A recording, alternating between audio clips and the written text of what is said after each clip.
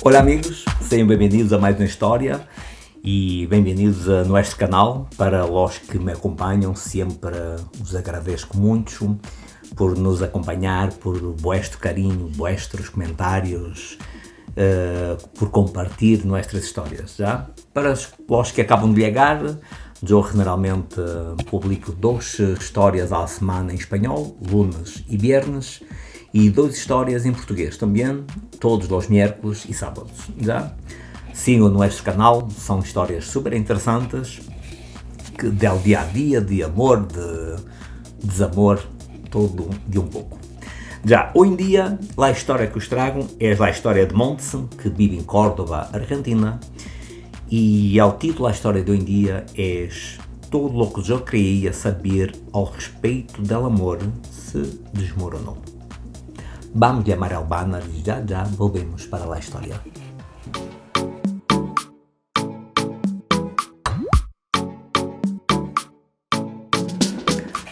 Olá amigos, sejam bem-vindos de novo e então, sem perder mais tempo, vamos para a história de hoje em dia. Conforme eu vos comentei há um ratito, o título de hoje em dia é Todo o que eu queria saber ao respeito do amor se desmoronou. Já? Vamos para a história. Olá a todos, sou Montse e vivo em Córdoba, Argentina.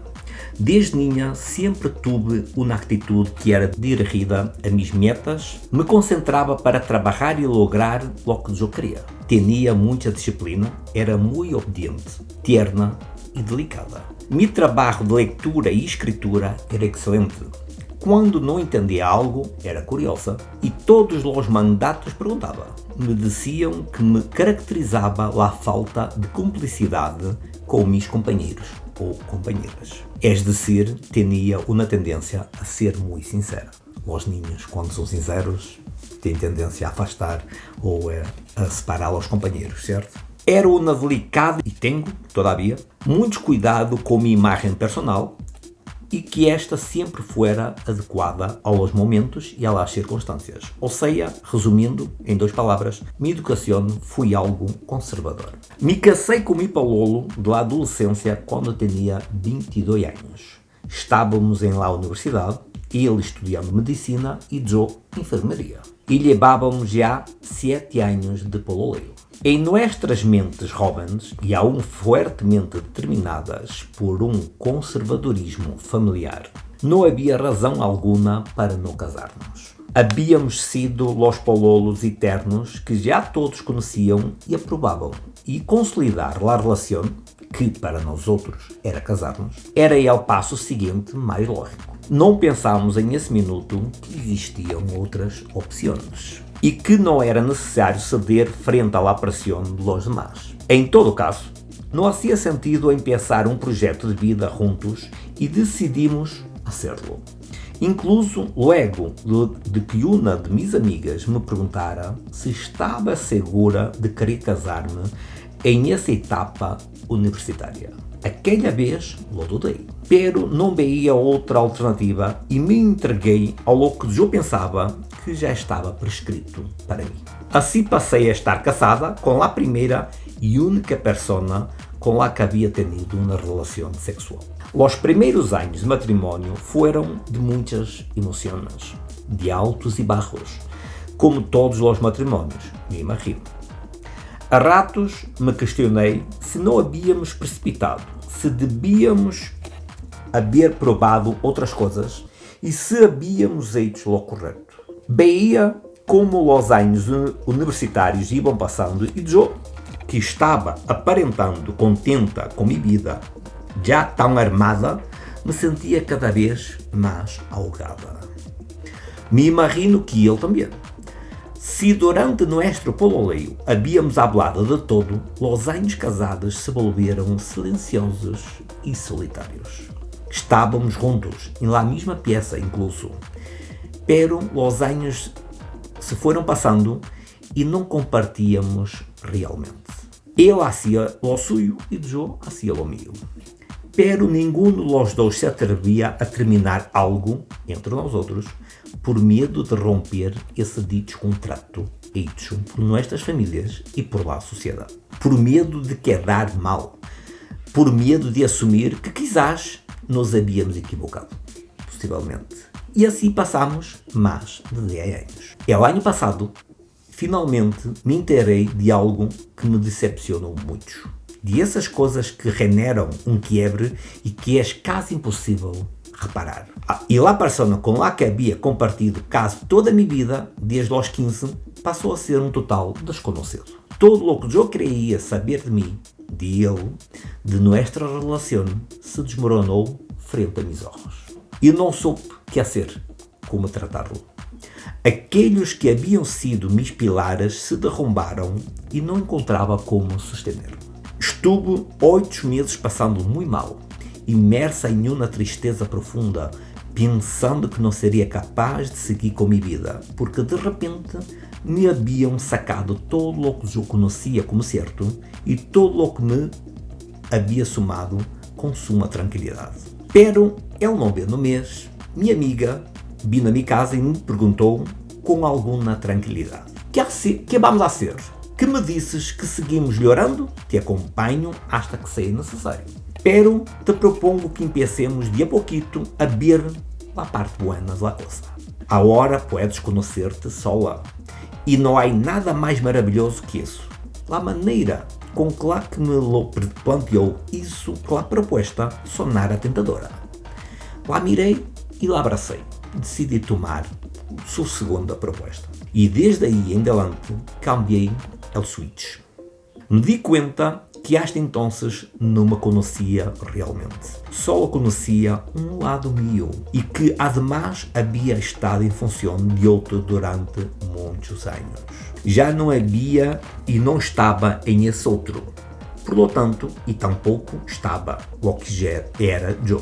Por lo tanto, era algo totalmente novo para mim e não sabia muito bem como enfrentá-lo. Pero me generava alguma curiosidade. Tenderia que tentar-lo. E passado um ano desde então, e me preocupado de tomar-me o tempo necessário para conhecer-me e estar comigo mesma. Algo que antes me haveria aterrado, pero que agora sinto como uma necessidade profunda. Não nego que às vezes me dá susto e que aún não tenho del todo claro como nem quando vou entablar outra relação. E que incluso às vezes penso que não há a volver a encontrar a outro companheiro. Penso em quedar-me sola. Solamente alguns dos meus pensamentos. O tempo lo dirá. E é que aunque sei que sou muito jovem e tenho a vida por delante, se me hace impossível não pensar que grande parte de minha vida lá passei com uma sola persona. A meu lado, pensando que era, de alguma maneira, o único. E não era assim. Como volver a confiar? Uma boa pergunta. Todos a nossos alrededor creiam que éramos a pareja perfeita e assim íamos alimentando essa fantasia que a pouco e nada tinha de própria. Não era nossa, porque não nos conhecíamos realmente, simplesmente estávamos acostumados e teníamos medo de lá soltar. Teníamos uma imagem que cuidar delante dos demás. É impressionante como uno se empieza a conhecer recém quando passa por um período de tempo sola. Pero realmente sola, com tudo o que isso conlleva. Estar aburrida, estar ansiosa, encontrar atividades e finalmente superar a angústia. Sigo sendo eu, pero a sua vez sou uma outra persona. Me reconozco, me vejo ao espelho e me reconozco totalmente distinta do que era. E me gusta surpreender-me todos os dias com algo que não sabia de mim. Agradeço esta capacidade que me é ido desenrolhando de ser flexível e não dar nada por sentado.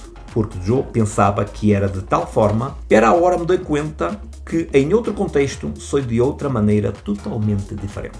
E saber isso é bastante libertador. É tranquilizador despojar-se dessas determinações sempre que não te devo nada a nadie. Não haveria podido navegar este ano sem minhas amigas, lo reconozco.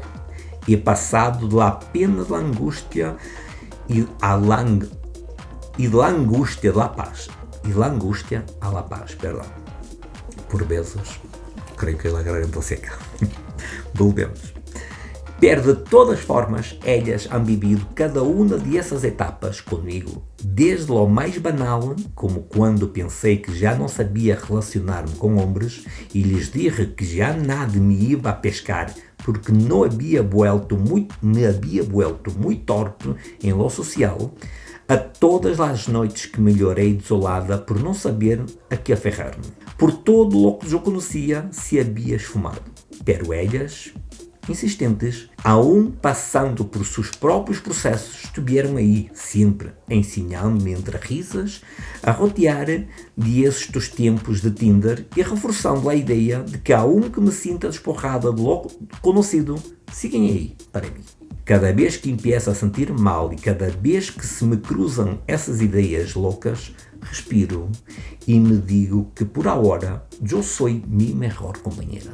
E suelto todo isto para poder compartilhar com ustedes e dizer que há luz mais adelante.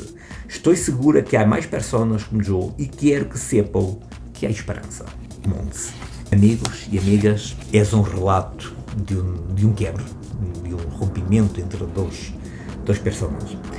Em realidade, por vezes, há pessoas que estão distantes e essas pessoas distantes, por vezes, estão mais cercanas, mais próximas do que pessoas que vivem bajo o mesmo teto.